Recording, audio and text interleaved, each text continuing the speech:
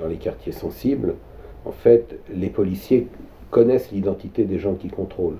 Donc le contrôle n'a pas pour but d'établir l'identité des personnes contrôlées, il a une autre fonction. Soit ça peut être une manière d'affirmer son autorité pour le policier, hein.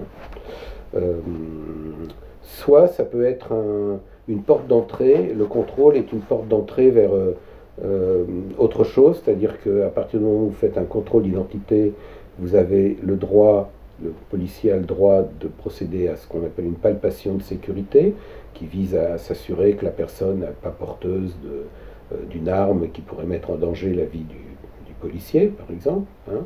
Donc c'est une palpation extérieure, hein.